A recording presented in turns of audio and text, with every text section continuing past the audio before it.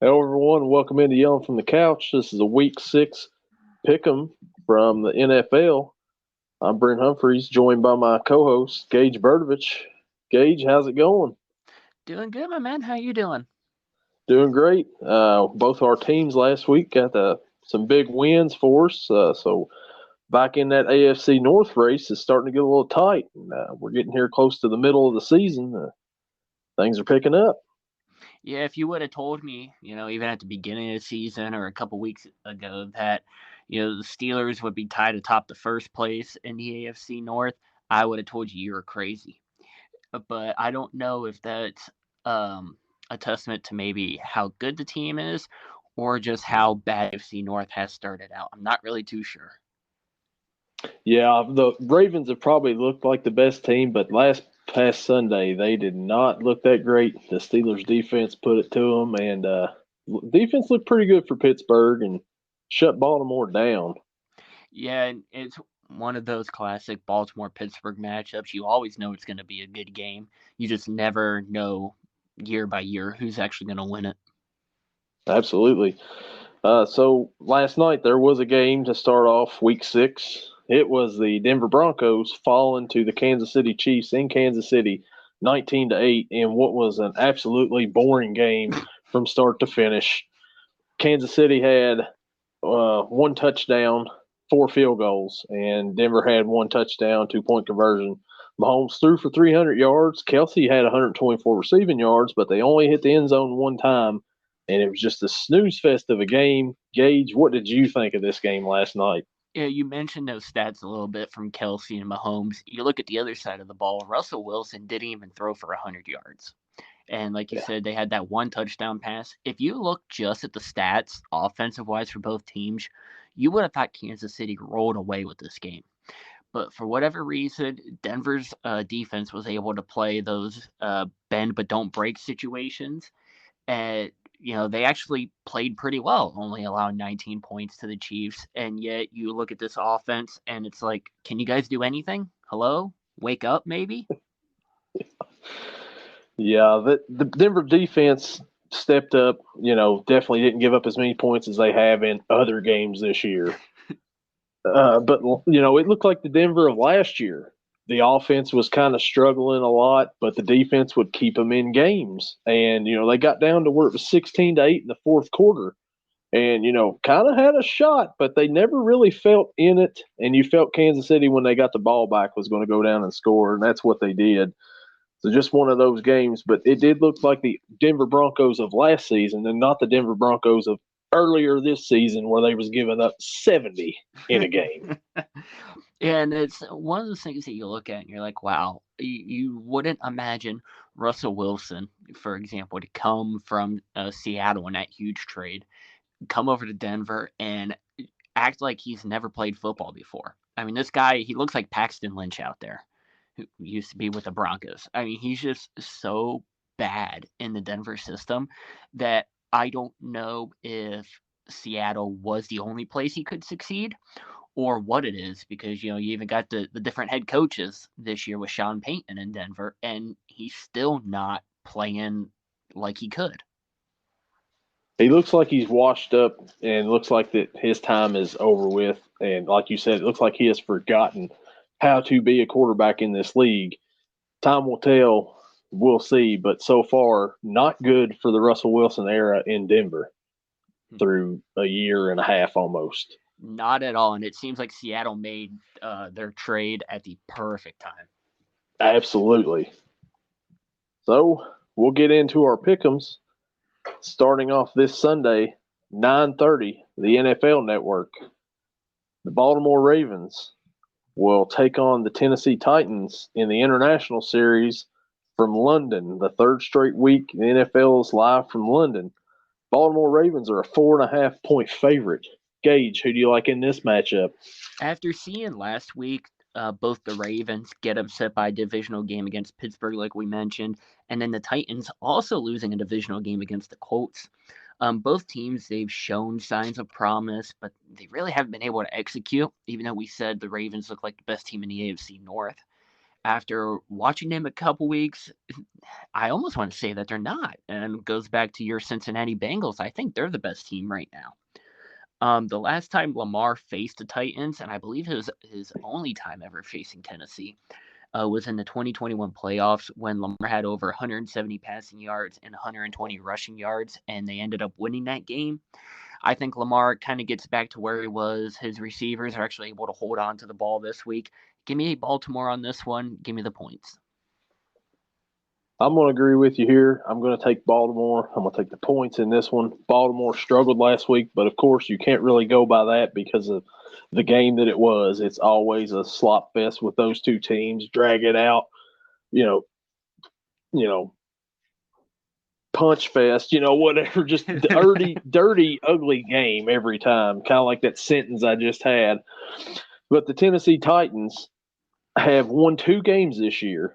And they've looked really good in those wins against the Chargers and against the Bengals. Aside from those 2 games, they have not looked very good at all. I think that that'll be the case this Sunday. I don't think that they'll be able to beat the Ravens. Ravens will win this game in London, and they will cover. The first 1 o'clock game Sunday will be the Washington Commanders facing the Atlanta Falcons. In Atlanta. Atlanta is a 2.5-point favorite. Gage, who you got in this game? Coming into this week and just looking at the matchups that there were, what are we in week 6 now? And I think this was the hardest week to make the pick'ems on. But to go on top of that, I think this was the hardest game of the week to pick. Just based on how bad yet sometimes successful both of these teams have been. Both Washington and Atlanta, they've both shown that, we do have some promise here. We do have some superstars, offense, defense, special teams. Our coaching staff sometimes does know what they're doing. I don't expect this to be a good game at all, but I think the Falcons have the advantage on the defensive side of the ball. I think they have some very underrated players on that team. I also think they try and get Kyle Pitts back involved in the passing game as he should be. Give me Atlanta on this one and the points. I'm also taking Atlanta. The Commanders absolutely were embarrassed last week at home on Thursday night to the winless Chicago Bears and looked just absolutely horrible. Washington, the week before, playing Philly as close as they did and coming out and laying that stinker on Thursday night. Atlanta Falcons, on the other hand, won this past Sunday. Desmond Ridder is undefeated in college and in the NFL at home. This game's at home. I think the streak will continue for Desmond Ridder. The Falcons will win, and they'll cover in this one. Before I go to the next game, I forgot to mention our picks from last week. I went 6-7 for the first time this year under 500 for an overall record of 42-31 for the season. So I'm still good on that. Gage, you went 7-6, bringing your record to 41-32 for the season. Last week was. It makes it interesting too, because last week we talked about how we had 3 different matchups that were different. I would love to go back and listen and hear who was right and who was wrong on those ones. Well, I'll tell you, I was completely wrong on the Patriots beating the Saints and the way it was. Well, that was not happening. Yeah, he definitely did not do that. No, and I think you picked the Cardinals over the Bengals, so that was one there. But so right now we're both sitting pretty good above 500. But that was our first one where it was first one where I was under 500, and that's what we was last week. 7-6 for you, and 6-7 for me. So we'll see how we do on this week's here. Hopefully better. So speaking of the Chicago Bears, the Minnesota Vikings, who are 1-4. That's also a pick I missed last week. I picked them to upset the Chiefs. Might have got that one wrong.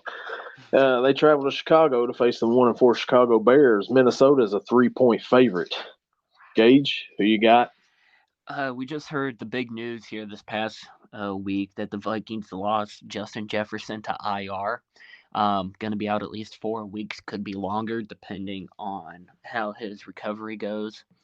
The Bears, we recorded last week's episode during Thursday Night Football, and I believe it was before halftime, and you had made the comment that yeah, the Bears are going to run right with this one. And I said, "Oh, you just jinxed the Bears." And there came a time in that game where I thought that was going to come true. Oh, yeah. Watching it, I think it was a 7-point game at one point in the second half. I was like, "Oh my gosh, this is going to come true." And then the Bears just pulled away. This one, another hard one to pick. Yes. Defense has just been so abysmally bad this year. Chicago, they've had their moments. Obviously, Justin Fields and DJ Moore are connecting on another level right now. 3 touchdowns last week between the two. I'm going to take Chicago on this one. I'm going to take the underdogs. And, of course, with that being said, they cover the points. I am going to agree with you on this one because Justin Jefferson is out. Minnesota has went 1-4 without him. They were in that game last week against Kansas City up until he went out in the fourth quarter. But the Bears last week looked so much better. And I think that some of that preseason hype that they were getting on Justin Fields, maybe they start to turn around. Maybe they found something last week between him and DJ Moore. Like you said, the Vikings defense is not that great. I don't know if they'll be able to cover DJ Moore, especially if Fields is getting the ball to him early and often like he was last week. Give me the Bears in this one. In the upset, I'm riding the Bears train for this week at least. And then another thing to point out about this game is the Bears' top 3 running backs are all out for at least this week. Khalil Herbert, their starter, is put on IR today. And then they're also out without Rashawn Johnson and Travis Homer. So their running backs 1 and 2 this week are likely going to be Donta Foreman and Darrynton Evans. So that could also play a factor, but I'm still going to roll with the Bears. Don't forget, RB1 is the guy taking the snaps back there, Justin Fields. That is also a fair point. The next game on the 1:00 slate, the Seattle Seahawks travel to Cincinnati to face the Cincinnati Bengals. Bengals are a 3-point favorite. Gage, who you like in this matchup?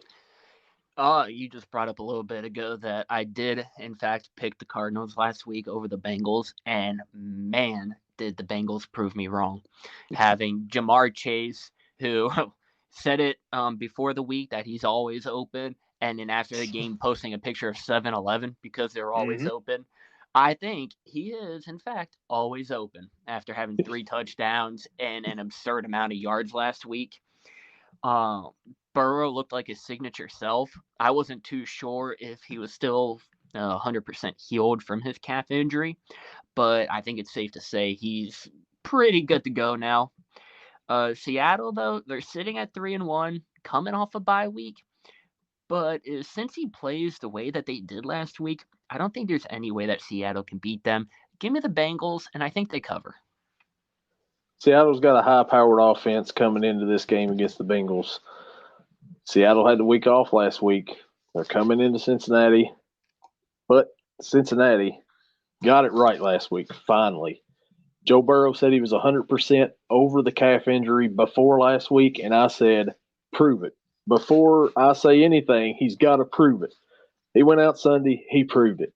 Jamar Chase said he's always open. He's always blanking open. And he's like a 7-Eleven. And sure enough, he set the franchise record for catches last week in the game. So Joe Burrow and him getting in sync and getting things going, this could have been the turnaround game for the Bengals that they needed. I think the momentum will continue this week. Bengals will get the win before they go into the bye week next week. Bengals will win. Bengals will cover in that one. The next matchup, 1:00 game. The red-hot San Francisco 49ers go to Cleveland to face the Cleveland Browns. The Niners are a 9.5-point favorite. Gage, who you got? I said it last week, and I will say it again until the 49ers prove me wrong. I think they are the best all-around team in the league, and like I said last week, I don't know if there's anybody that can beat them, even with having a Mr. Irrelevant at quarterback. Purdy has played out of his mind this year. He has the best quarterback rating in the league among all qualifying quarterbacks, and the best touchdown to interception ratio, and I believe that's like 10-0 in the league.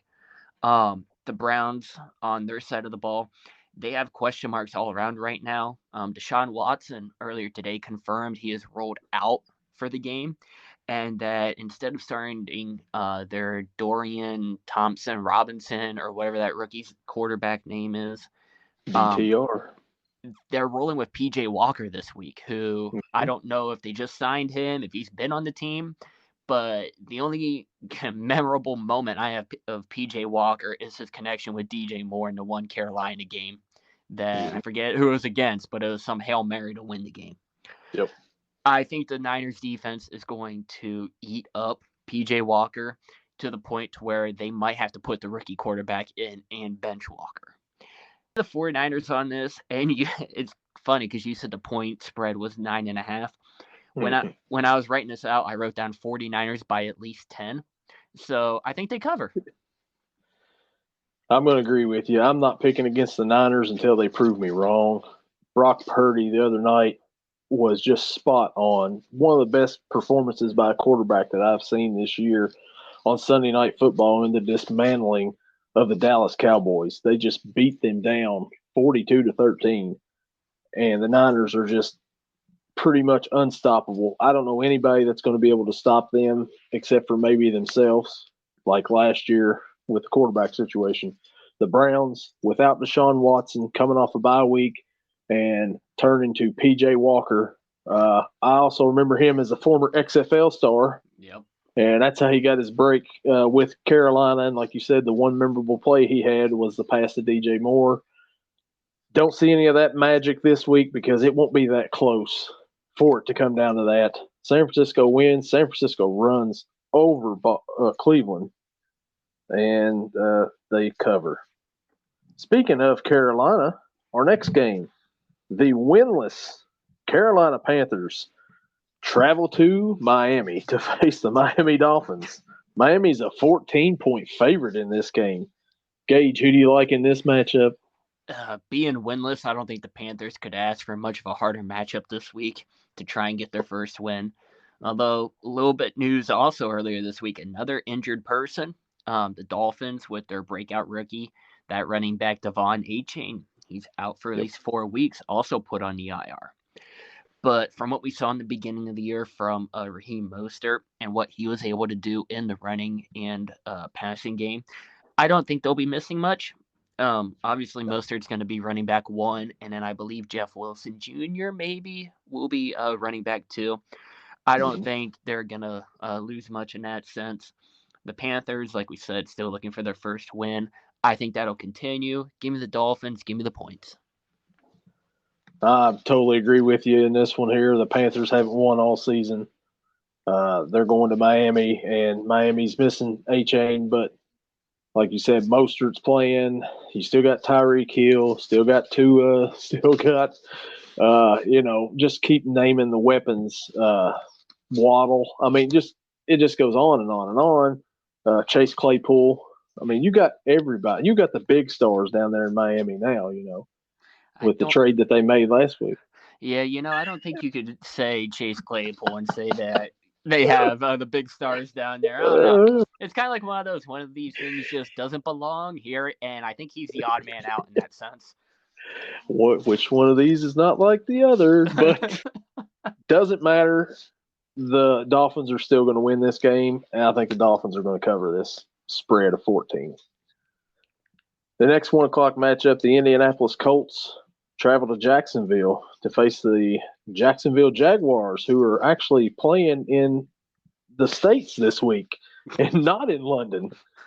Jacksonville's a 4.5-point favorite. Gage, who you got in this matchup?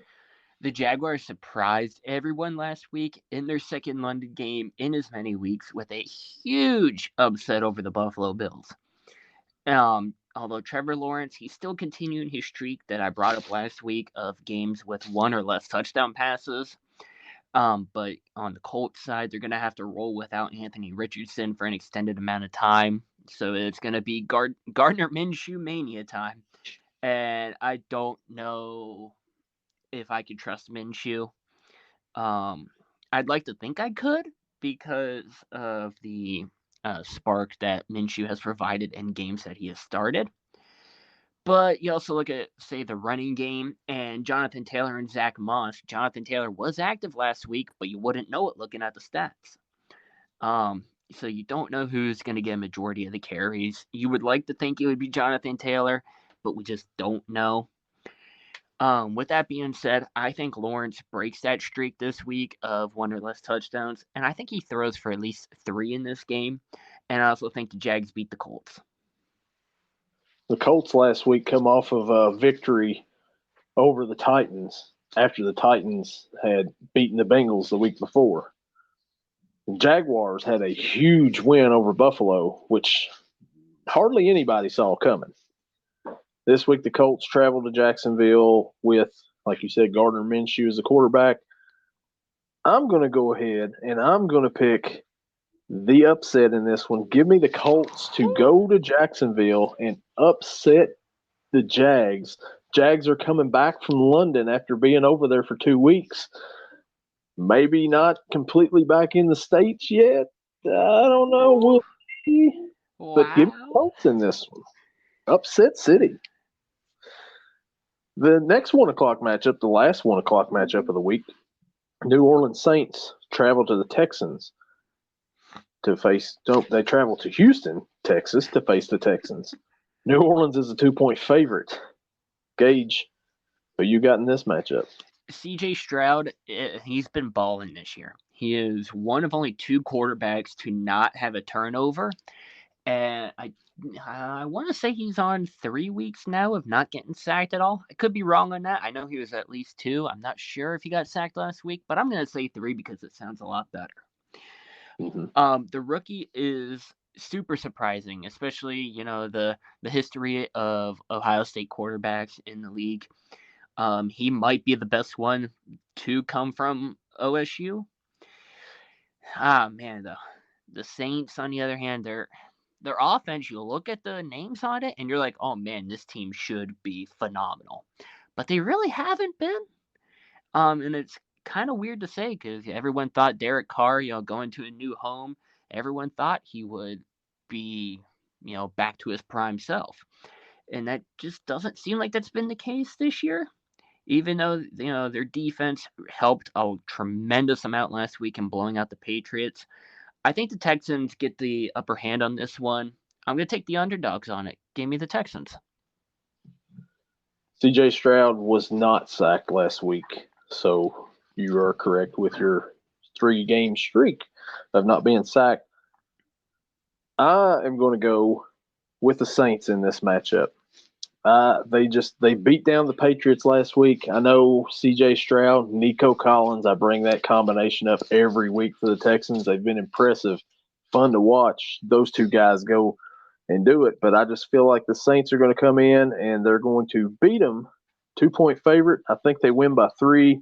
Give me the Saints in that matchup. We go to the 4 o'clock games. The New England Patriots travel to Vegas to face the Las Vegas Raiders. Vegas is a 3-point favorite. They just come off of a Monday night game that was also another snoozer. Not a very good game at all in the win over the Packers. But Gage, who do you like in this matchup? We just got done talking about the Patriots and how they got absolutely slaughtered last week. But the Raiders really haven't been much better this season. With Garoppolo at quarterback, you can expect at least 1 turnover from him every game. You go back to the beginning of the year, I don't think anyone expected these teams to be as bad as what they are. Frankly, because of Bill Belichick on the Patriots side and on the Raiders side, getting a vet quarterback in Garoppolo and having one of the best receivers in the league in Devontae Adams, no one really expected it. And it's crazy to think that. I think, though, Mac Jones will continue to be trash this week. And I also think that sometime during the game, they will bench him for probably Bailey Zappi, I would assume. I think Devontae Adams comes back, has a huge game, maybe 120 yards, a touchdown or two. I'm going to take the Raiders on this one. It's one of those also that's hard to pick, but yeah, give me the Raiders here.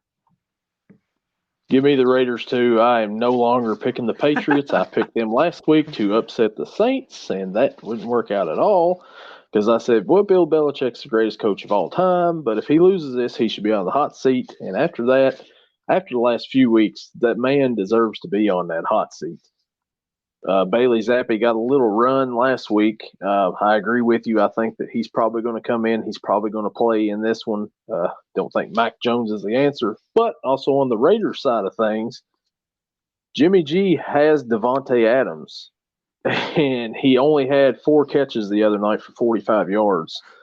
You've got to get that man involved. He is one of the best receivers in the NFL, and he is being wasted out there in Vegas. But I think they'll find a way this week to win the game. I don't know if they'll get the ball to Devontae like they should, but there's still going to be too much for the Patriots, who are just awful this season. The next 4:25 game, the Arizona Cardinals travel to L.A. to face the L.A. Rams. The Rams are a 7-point favorite in this matchup. Gage, who do you like in this one?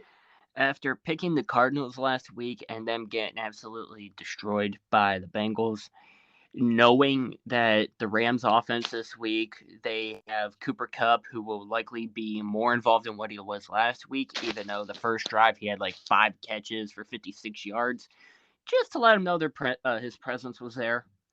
The Cardinals, as much as I want them to succeed, they lost James Conner to IR. Once again, another player going on the injured reserve.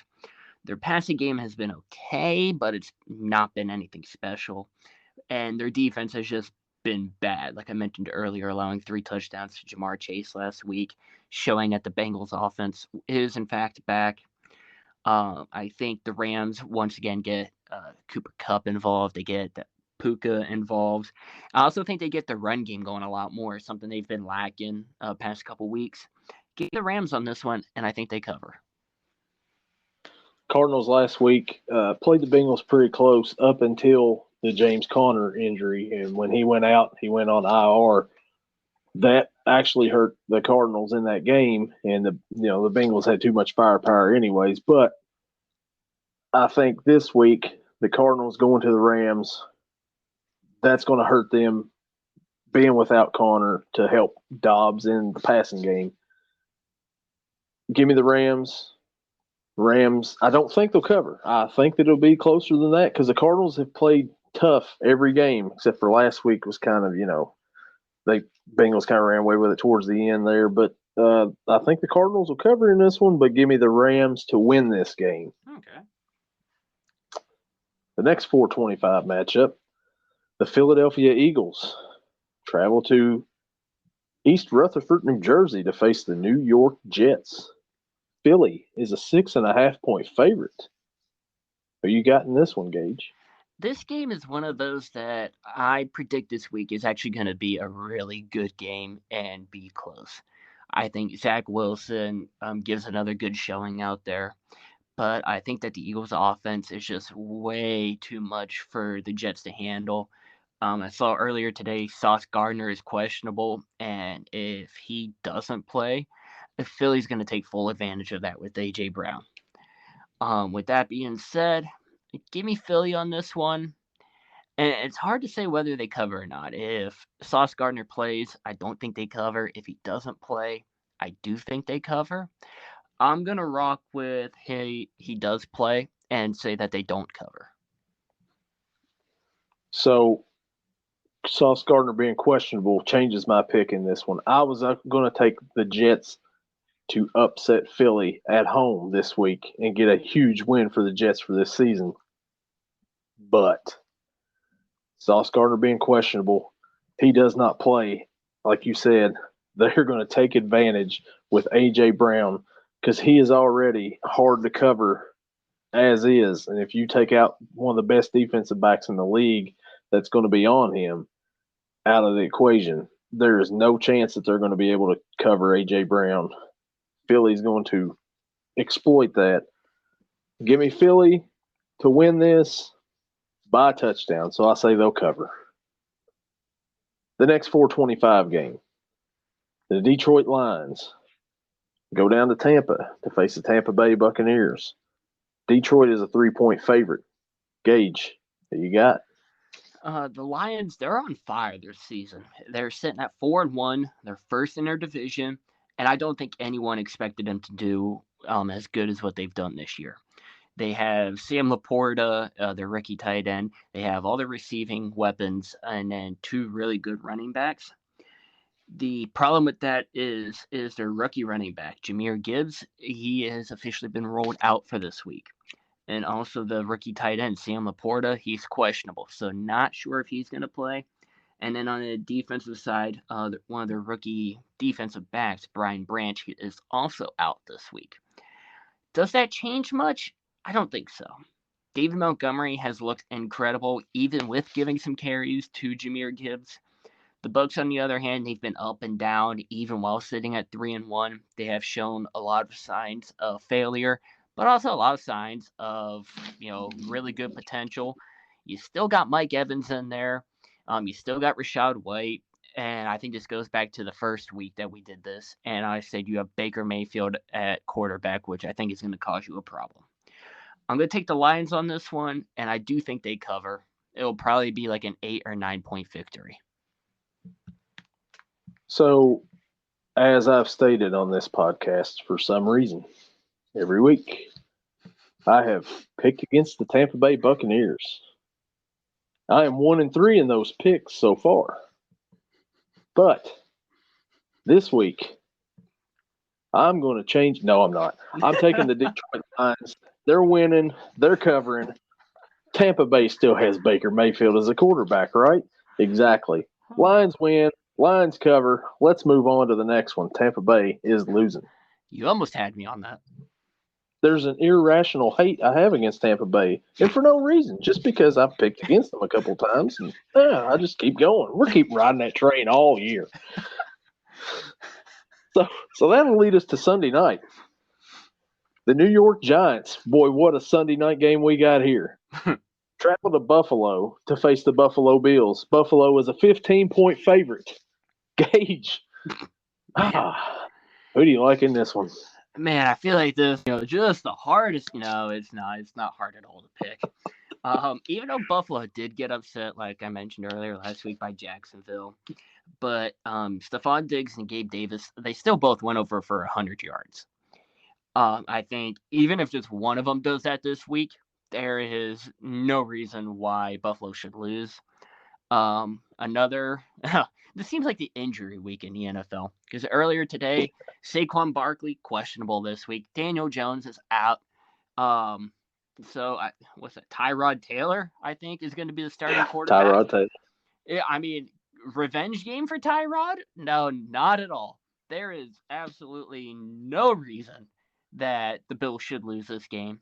Give me the Bills, and I do think they cover.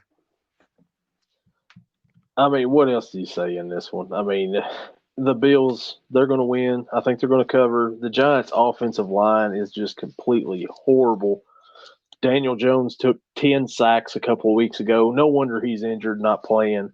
Tyrod, he may give a little bit of a spark to begin the game, with his athleticism, but without Saquon there, really not much of a chance. Even if Saquon was there, I mean, maybe you could run the ball and kind of keep it out of Buffalo's hands, but Buffalo, after getting beat last week in an upset to Jacksonville, they're going to come out. They're going to be ready to play at home.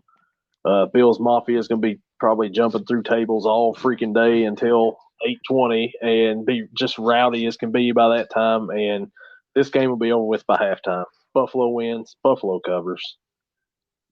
The Monday night game this week, the Dallas Cowboys coming off of a beatdown against the 49ers. And, I mean, they were on the losing end of that beatdown to face the LA Chargers, who coming off of a bye in LA.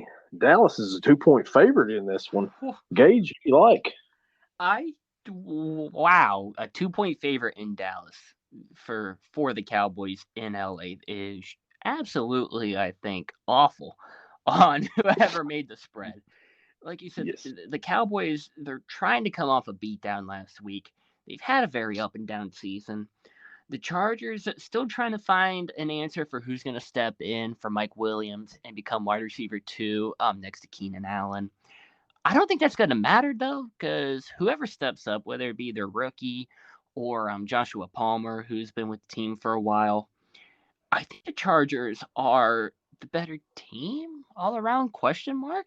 Is that a question mark sentence? I don't really know. I don't think so. Give me the Chargers on this one. Somehow they're the underdogs in this game. Dallas coming off of the embarrassment last week. Chargers are coming off of a bye. Dallas is going to play a little angry, but I don't think that really matters. Dak is not a top 10 quarterback right now in the NFL. And they can't really get that, like Micah Parsons, like, whoa, what did he do last Sunday? I mean, defensive player of the year, and he didn't even show up in that game. The Chargers are high-powered offense, and, Dallas no longer has Trayvon Diggs back there in the defensive side. And ever since they've lost him, they have looked different than they did the first couple of games of the year. But give me the Chargers in this one. In the home upset, Chargers will win that one. That still blows my mind that they're underdogs on this one. Yeah, I don't, especially after last week's game. I mean, I know the 49ers are the best team by far, but a 29-point beatdown like that? Yeah, I don't know. The bye week teams this week, the Green Bay Packers are on a bye, and the Pittsburgh Steelers are on a bye. So, Gage, what are you planning on doing this weekend during the NFL with the Steelers on the bye? It's going to feel so weird to not watch a football game this week that consists of a Pittsburgh team and getting all upset and yelling and having some heart attacks when it's a close game. I might actually be able to relax this week, which is something that I haven't been able to do this season. So hopefully just, watch a few good games. Maybe see some divisional rivals take an L. So this way the Steelers can climb their lead a little bit in the AFC North. Although I think when it comes down to it, even if they make the playoffs, they're not going anywhere. So this is a perfect red zone week for you. Like, just sit and just watch the red zone all day from start to finish. I mean, that's the best thing about, the Bengals playing on the Monday night or Thursday night or being on the bye is like, oh, okay, well, I can watch red zone, just sit here and just chill out. That's cool. So, yeah, that's. And hey, you never know. Maybe the city of Pittsburgh, since they know it's a bye week, maybe they'll start more Fire Canada chants, and maybe it will actually work. I doubt it, but you never know. So was there a Fire Canada chant during the hockey game, Penguins? Yeah, oh my gosh, that was funny to watch on TV. It was the opening game, and you still have everyone there chanting Fire Canada. And considering a lot of the hockey players in the NHL are Canadian, if they don't watch football, I forget who the Penguins were playing, but the other team especially had to be super confused. Like, wait, what's going on? What? What did we do? Oh, that's great. I never thought about that part of hockey in Canada. Oh, that's great. Well, so what game are you looking forward to since your team is not playing this week? What do you think is the most intriguing matchup? I actually have two. I can't pick one over the other, so I'm going to say them both. The first one is the Lions and Bucks game. I think, I don't know if it'll be high scoring. I doubt it. I think it's going to be one of those, middle tier games that is just exciting to watch because, there's always at least one good play that's going to be made, most likely from Mike Evans, most likely from David Montgomery, who have a big run, most likely like he did last week. And then the other game, actually your team, the Cincinnati Bengals and the Seattle Seahawks. Like we said when we were going over that game, Both offenses are high-powered. I think Cincinnati is back. Seattle, I think, is very consistent. I think that'll be another fun game to watch. Game I'm looking most forward to, of course, besides mine, it's the Sunday night matchup. It's the New York Giants going to Buffalo to face the Bills in what is going to be a knock. No, absolutely not. The game I'm looking forward to is the Eagles and the Jets because I think that could be a possible pretty good matchup. And when Rodgers went down, you look at the schedule ahead of time and you're like, I don't know about that one. But Zach Wilson's played good. The Jets defense is starting to get back to the way they was last year. We'll see how that goes. That's the one that's most intriguing to me. So we'll see how that one goes there. But that's the one I'm most looking forward to. Man, if you could have saw my face when you started to say the Bills and the Giants, my mouth, I think, just dropped to the ground when you started saying that. Yeah, that was just a little, trying to throw you off a little bit there because I am definitely not looking forward to that game. But of course, I will sit there and I'll watch it because it's football. But it's not going to be great. No. All right, man. You got anything else you want to bring up or anything here? No, I think we covered it all. This is probably our longest episode and yet our funnest one that we've done. Oh yeah, absolutely. It's week 6 here. We're getting down into the meat of the season coming up here. Everybody's teams are starting to take buys now, and we're almost halfway through the season. Yeah, heck, after this week we'll be a third of the way through, and it's like, man, it feels like it just started. Yeah, like that commercial said one night it's a cold night watching Buffalo, and then all of a sudden it's just a cold night in Buffalo. All right, man. I appreciate you hopping on here, and we'll see how we do this week. Come back on here next week and do it again. Sounds good. I'll talk to you later. All right, man. We'll see you. Yay!